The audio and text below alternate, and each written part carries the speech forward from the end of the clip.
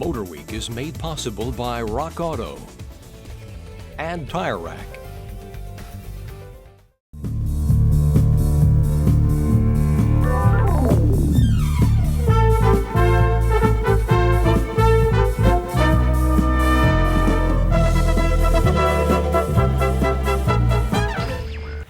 There's a big wave rising in the luxury car waters, and it's coming from the east. The introduction of new high-end cars from Nissan and Toyota. No one knows exactly how successful these new cars will be, but it seems like Detroit in some ways is making an effort to head off the latest Japanese assault on the car market. You'd never know it by looking at this 1989 version of the quintessential American Luxo boat, the Lincoln Town Car. But to prove our point, let's see what Lincoln's done to the Town Car for 1990. When you tamper with a legend, the risks are high. When that legend is the Lincoln Town Car, with some of the most stubborn buyers going, the risks become almost unacceptable. But to Ford's credit, they knew that while the 1980 vintage Town Car was still selling well, it could easily become tomorrow's fire sale. But how do you change a car that buyers want just as it is? The answer is carefully, making sure that each change increases appeal while leaving the basic character untouched. To bring the Town Car styling into the 90s, Ford borrowed some of the themes from the smaller Continental. Large wraparound headlamps, less chrome, and a generally more svelte look. Yet the formal roofline is still present, and all fender ends continue to make right angles. The result is a conservatively modern yet extremely rich-looking big car that is actually longer and taller than last year. In the restyling, Ford attacked two big negatives of the old design: drag and noise. Extensive wind tunnel shaping and such details as flush door handles and glass resulted in 20% less wind resistance. Doors that wrap into the roof, new seals, better insulation, and special Michelin tires were added to cure both wind and road noise. The result is a Town Car that is even more an effortless and luxurious highway cruiser than before. While all this will please most current Town Car owners looking to trade up, we found one change that we like, but many of them will not. There is no padded roof option. Heresy. But there is no such heresy inside.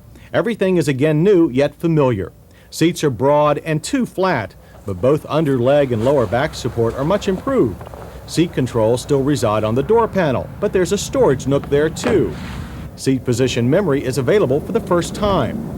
Dash controls like the big knob for the lights, and the 3-lever automatic climate control panel work like before.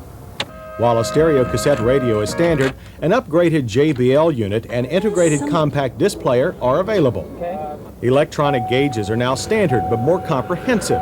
For aging eyesight's, left side engine readouts are large, with a trip computer on the right. And while the big steering wheel still has cruise control buttons, now it also houses a standard driver's airbag. There is also an airbag for the right front passenger, yet Ford also managed to maintain a sizable glove box underneath. The fuel door release is now located on the dash. Both front and rear cabins benefit from increased hip and headroom, increasing the Town Car's already generous 6-passenger space. Even the trunk is larger now by a full 10%, with a more usable floor. A power trunk pull-down is another first-time option. Mechanically, the Town Car remains mostly as before, but again with improvements. While construction retains a separate body and frame, the rear suspension now includes air springs for load leveling. Ford also installed a new speed-sensitive variable power steering unit. Combined with a change in front suspension geometry and rear sway bar, steering feel is improved and the car responds better to any change in direction. There is still lots of roll and tight, fast corners, enough to provide a few more gray hairs. Yet overall handling response is more impressive, and the chassis reaction is predictable and stable. Severe bumps are soaked up quickly and quietly. With less tendency to float, ride comfort is also better. One thing we think Ford should have done on the new Town Car is make anti-lock brakes standard. However, concerns from fleet buyers about maintenance costs kept this worthy safety feature an option. This ABS-equipped prototype stopped in 132 feet from 60 miles per hour, a good result. ABS pedal pulsation is mild and less alarming than some other systems we've tried. One area that Ford was not able to change at all on the 1990 Town Car is the engine. However, the smooth fuel-injected 5-liter V8 is just what Lincoln buyers want. power output is 150 horses and 270 pound-feet of torque for the base and Signature Series cars, while the Cartier Design Series delivers ratings of 160 and 280 thanks to a lower restriction dual exhaust. As you might guess, with 2 tons of weight to pull around, acceleration times are less than rocket-like. However, the 150 horsepower model we tested at Ford's Proving Ground managed a very acceptable 0 to 60 run at 11.8 seconds. Our quarter-mile times also averaged out fine to 18.1 seconds at 77. A new and much more powerful town car V8 is still at least a year away. The only transmission remains a column-shift 4-speed automatic with well-matched gear ratios and generally smooth shift points. Smoothness in shifts and in ride top our list of town car hits. Steering feel was also impressive.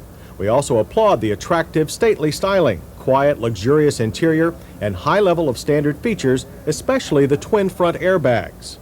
Based on our first impression with prototypes, the only things we found lacking in the mostly new town car are the lack of standard anti-lock brakes, much too flat seat bottoms, and more body rolling corners than what should be necessary for a smooth ride.